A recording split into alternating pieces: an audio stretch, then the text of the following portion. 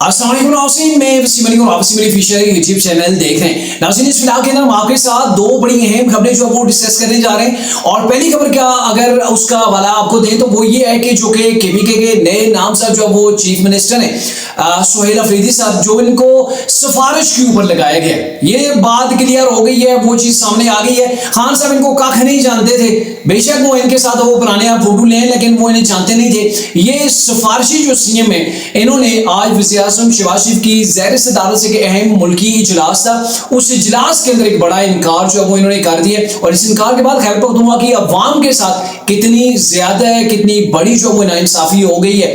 ये इस इलाके में हम आपके साथ डिस्कस करेंगे। दूसरी खबर के बारे से अगर आपको बताएं तो कहते होते हैं कि डूबते को तिनके का सहारा, खान साहब ने तिनके का सहारा लिया और इसके लिए उन्हें एक बड़ा यू टर्न भी लेना पड़ा। जो उनकी पॉलिसी थी, उस पॉलिसी के उन्हें खिलाफ भी जाना पड़ा, लेकिन इसके बावजूद जो वो चाहते थे वो अभी तक वो हासिल नहीं कर पाए। तो क्या डिटेल्स है इसके बारे से, वो भी इस ब्लॉग का हिस्सा होंगे। सो आगे बढ़ने से पहले आपसे सिर्फ इतनी रिक्वेस्ट है कि आपने इस वीडियो को एंड तक जरूर देखना है, और अगर आपको ये वीडियो पसंद आती है तो उसे लाइक एंड शेयर जरूर कीजिए। नाज़रीन, अपने जो खबरें उनकी तरफ बढ़ने से पहले एक बड़ा दिलचस्प वाकया हुआ है, वो मैं आपके सामने जो वो रखना चाह रहा हूँ। और ये वाकया पंजाब के अंदर है। पंजाब के अंदर जहां पे फ्लड आया, आपको पता है, वहां पे मरीम नवाज साहब ने सर्वे शुरू करवा दिए। उन्होंने पहले इनकार किया था कि हमने बेनजीर इनकम सपोर्ट प्रोग्राम के तहत लोगों को फंड जो वो जारी नहीं करें, तो हमने नए सिरे से सर्वे कर रहे हैं। अच्छा, सर्वे किए जा रहे हैं किसका कितना नुकसान हुआ है,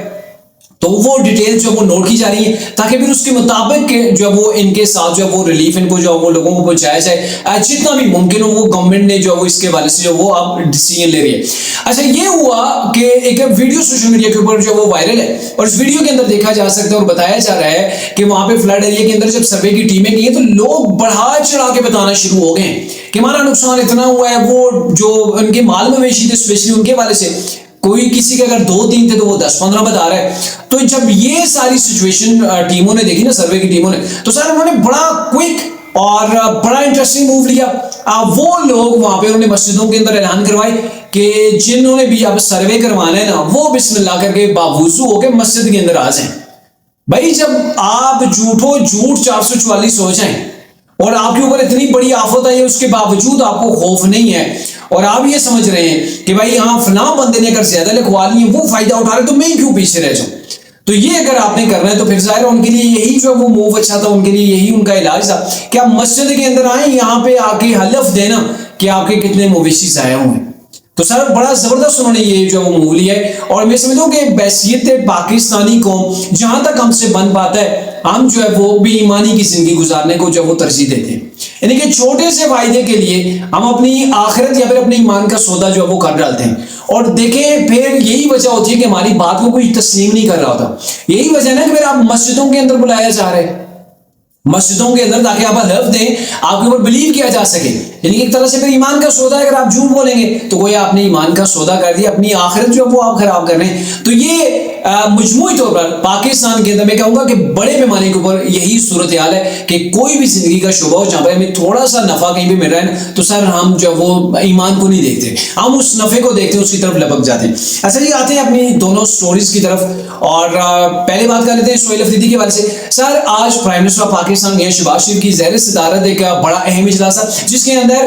पंजाब, बलूचिस्तान, सिंध के वज़राए आला शामिल थे, वफाकी वज़राए आला शामिल थे, उसके अंदर ब्यूरोक्रेसी जो वो शामिल थे, प्राइम मिनिस्टर उसके अंदर खुद मौजूद थे, उसके अंदर वज़ीर इत्तलात जो वो मौजूद थे, और उसके साथ साथ गिलगित बल्तिस्तान के वज़ीर आला मौजूद थे, आज़ाद कश्मीर के प्राइम मिनिस्टर जो वो इस इजलास के अंदर मौजूद थे, और अगर कोई नहीं मौजूद था तो वो खैबर पख्तूनख्वा के वज़ीर आला सोहेल अफरीदी इसके अंदर मौजूद नहीं थे। अब ये इजलास जो हो रहा था, ये जो अफगान मुहाजिरीन पाकिस्तान के अंदर मौजूद है, उनको निकालने के वाले से हो रहा था कि कैसे उनको जो वो अब डिपोर्ट किया जाए, कैसे पाकिस्तान से उनको बेदखल किया जाए, और इसके लिए जो है वो स्ट्रेटेजी जो वो डिसाइड की जा रही थी, यहाँ पे डिस्कस की जा रही थी। और खैबर पख्तूनख्वा के जो वज़ीर आला है, और आपको पता है खैबर पख्तूनख्वा के अंदर बहुत बड़ी तादाद जो वो अफगानियों की मौजूद है, और उनके वाले से ज़ाहिर डिसीजन ले रहे हैं, तो वहां के जो वज़ीर आला है उनका होना बड़ा जरूरी था। लेकिन वज़ीर आला ने क्या कहा, मैं मसरूफ हूं, मैं इस इजलास को अटेंड नहीं कर सकता। और मैं समझ रहा हूं सर कि एक आप बतौर वज़ीर आला एक इतना बड़ा मुल्की इशू है, और अफगानियों की वापसी के हवाले से, और फिर अफगानिस्तान और पाकिस्तान का इस वक्त कॉन्फ्लिक्ट भी चल रहा है, और मैं आपको बताऊं कि खैबर पख्तूनख्वा की सिचुएशन ये है कि पिछले 3-4 दिनों के अंदर जब ये पिछले 48 घंटों से जंगबंदी का ऐलान किया हुआ है, तो उस जंगबंदी के ऐलान के बाद 94 जो है वो ख्वारिज को, 94 मिलिटेंट को, दहशतगर्दों को अफगानिस्तान बॉर्डर क्रॉस करवा रहा था, पाकिस्तान के अंदर भेजने की कोशिश कर रहा था, तीरंदाजी की कोशिश हो रही थी। और ये लोग अगर खुदा न खास्ता पाकिस्तान के अंदर आ जाते या कुछ आ भी गए होंगे तो फिर कितनी बड़ी तबाही हो सकती थी, और स्पेशली इससे खैबर पख्तूनख्वा बड़ा मुतासिर होता। तो सर अवाम की कोई सोच और फिक्र नहीं है। संजीदगी का ये आलम है कि जहां पे आपके सूबा एक हालत जंग के अंदर है, ठीक है, और आप ऐसी हालत के अंदर आप ये इजलास जो है वो अटेंड नहीं करें, कह रहे हैं कि भाई मैं मसरूफ हूं। मुझे नहीं समझ इससे बड़ी और क्या मसरूफियत हो सकती थी कि आप अपने सूबे के हवाले से, आप सूबे के रिप्रेजेंटेटिव में, आप वहां पे जाके रिप्रेजेंट करें अपने सूबे के हवाले से, आप वहां पे जो वो चीजें सामने रखें सबके सामने, और फिर उसके मुताबिक फैसले होते। और आप अगली जो है वो इनका इकदाम देखें, इन्होंने ये किया कि एक बंदे को नॉमिनेट किया अपनी तरफ से, उसका नोटिफिकेशन जारी किया गया है, और वो ये है कि वो एमपीए नहीं है, वो एमएनए नहीं है, वो सेनेटर नहीं है, वो खैबर पख्तूनख्वा का बासी भी नहीं है। सर उस बंदे का खैबर पख्तूनख्वा से कोई ताल्लुक भी नहीं है। मुजम्मिल असलम उनका नाम है, ताल्लुक उनका कराची से। उनको नॉमिनेट किया कि ये मेरी जगह जाके वो ये इजलास अटेंड करेंगे। सर मैं समझता हूं कि ये वो चीजें हो रही है कि आपको वैसे भी आइडिया होगा कि जब कोई आ जाए सिफारशी तो फिर उससे तो अपने मालिक को खुश करना है, फिर मालिक तो उससे मर्जी के काम लेगा। और ये साहब जो है वो ज़राए के मुताबिक जो किया गया मुबैना तौर पर, इनको इमरान खान साहब ने जो है वो चूज नहीं किया है, बल्कि इनको मुराद सईद ने किसी अपनी घरेलू खातून के जरिए से पैगाम भिजवाया है जी इमरान खान साहब की अहलिया को, और फिर इमरान खान साहब ने इनका नाम जो है वो लिया है। तो जब सिफारशी सामने आएंगे, वो सूबे को चलाएंगे, तो फिर आप अंदाजा लगाएं ऐसे ही फैसले होंगे, उन्हीं की मर्जी के मुताबिक होंगे जिन्होंने इनको लगाया है। तो फिर उनकी मर्जी ये है कि जो सूबा खैबर पख्तूनख्वा है वो वफाक से अपने आप को अलहदा लेके चले, वो अपनी पॉलिसी मुरतब करे, वफाक अपने तौर के ऊपर चले। गोया पाकिस्तान के अंदर बगावत की जो है वो पहले बलूचिस्तान के अंदर वो खुद साख्ता तौर पर भी ले करती रही है, तो यहाँ पे एक गवर्नमेंट जो है वो ये कोशिशें कर रही है कि फेडरेशन से खुद को अदा किया जाए और एक तरह से बगावत का जो है वो ऐलान किया जाए और उसके ऊपर तरीके इंसाफ अमल पर। अब अंदाजा लगाएं इस शख्स का कि सनम जवेद के ऊपर तो फौरी से एक्शन ले लिया, क्यों उसे गिरफ्तार किया गया, हालांकि वो कितने केसेस के अंदर मतलूब थी, वो अदालतों से जो वो मफरूर थी। और खान साहब के लिए देखिए उनकी कितनी तरजीहात के अंदर खान साहब शामिल हैं कि उन्होंने जो वो एडवोकेट जनरल केपीके के जरिए से इस्लामाबाद हाई कोर्ट के अंदर इमरान खान के लिए पिटीशन दायर करवा दी है। वो इन्हें चीजें नजर आ रही है, नजर नहीं आ रहा तो खैबर पख्तूनख्वा की आवाम नहीं आ रही है जो दहशतगर्दी से भी लड़ रही है अवाम। और मैं आपको बताऊं कि अभी जो बॉर्डर्स के करीब की अवाम है उन्होंने खुद जो है वो कहा है कि हम असला उठाएंगे अफगानिस्तान के खिलाफ, हम अपनी अफवाज पाकिस्तान के साथ खड़े, और अगर कोई नहीं खड़ा तो वो तरीके इंसाफ की क़यादत, तरीके इंसाफ की हुकूमत नहीं खड़ी है। तो ये बड़े अफसोस का मुकाम है कि इनको इस मौके के ऊपर आना चाहिए था, अपने सूबे की हालात, अपने सूबे के वाक़यात, अपने सूबे के हवाले से जो वहाँ की सोच है वो फेडरेशन के सामने रखना चाहिए थी, लेकिन इस शख्स ने ऐसा नहीं किया। अब दूसरा मामला कि इमरान खान साहब माजी के अंदर उनके वीडियो क्लिप जो वो अभी उनके जारी है, जब वो प्राइम मिनिस्टर ऑफ पाकिस्तान थे, तो उस वक्त जब टीएलपी ने एक प्रोटेस्ट की कॉल दी थी, प्रोटेस्ट कर रहे थे, तो खान साहब ने कहा था ये कोई दीन की खिदमत नहीं कर रहे हैं, ये सड़कें बंद करके ये दीन के जो ठेकेदार बने हुए हैं, ये कौम को जो वसीयत दे रहे हैं और ये पाकिस्तान के खिलाफ काम कर रहे हैं, तो इनको कभी भी स्पेयर नहीं किया जाएगा, इनको सजाएं दी जाएंगी, इनको मुआफ नहीं किया जाएगा, इनको रगड़ा लगाया जाएगा, इनके खिलाफ कानून और आइन के मुताबिक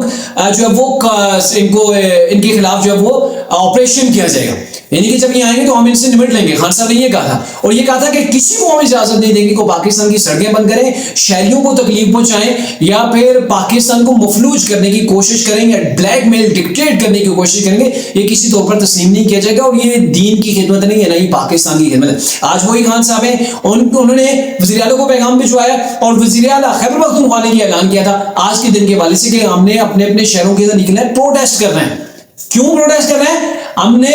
जो ये साद रिजवी की जो जमात है टीएलपी, उनके साथ जो कुछ हुआ हमने उनके साथ इज़हार यकजहती करनी है। सर माजी के अंदर आप कह रहे थे कि डोरे कहीं और से हिल रही हैं, आप इनको कह रहे थे आप दीन की खिदमत नहीं कर रहे, आपको स्पेयर नहीं किया जाएगा कि आप पाकिस्तान को यूं बंद करें, आप जो वो पाकिस्तान की शहरियों को तकलीफ दें, तो आपको आपसे आईनी हाथों से निपटा जाएगा। और आज वही खान साहब है वो कह रहे हैं कि टीएलपी के हक के अंदर मुल्क भर के अंदर और स्पेशली खैबर पख्तूनख्वा के अंदर एहतजाज किए जाए। सर ये तो एहतजाज आए तो फ्लॉप हो गए, कहीं पर कोई ऐसा मेजर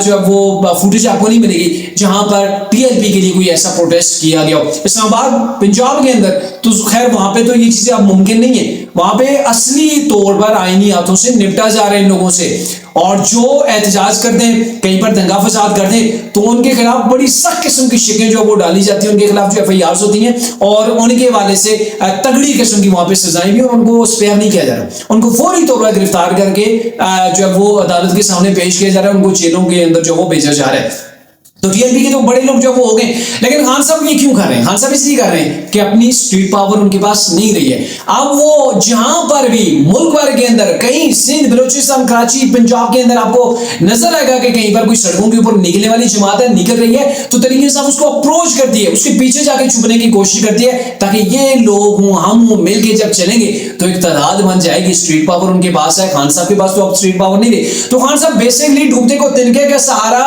वाली जो मिसाल है उसके ऊपर अमल पैरा है, लेकिन अब तक उनको कोई कामयाबी नहीं मिली है। और जो पिछले गुज़िश्ता कुछ माह के अंदर आप देखें इमरान खान साहब की जितनी कालें थी वो किस कदर फलाह हुई। और एक और चीज मुश्तरक है टीएलपी और तरीक इंसाफ के अंदर, तरीक इंसाफ के गले के अंदर 9 मई पड़ा था और टीएलपी के गले के अंदर अक्टूबर पड़ चुका है। और जो ये अक्टूबर उनके गले के अंदर पड़ा है और 9 मई उनके गले के अंदर पड़ा था, सर ये जो उनके गले के अंदर तोग डाला मतलब पड़ चुका है ना, इससे इनका निकलना इन दोनों जमातों का काफी मुश्किल है। टीएलपी के ऊपर अभी पाबंदी जो वो लगने जा रही है। पंजाब ने सिफारिश जो वो अपनी भेज दी है उन्होंने फेडरेशन को कि इस जमात को जो है वो मुकम्मल तौर पर बैन किया जाए। तो अब तक के लिए इतना ही था, अगली क्लास के लिए इजाजत दीजिए। अल्लाह हाफिज।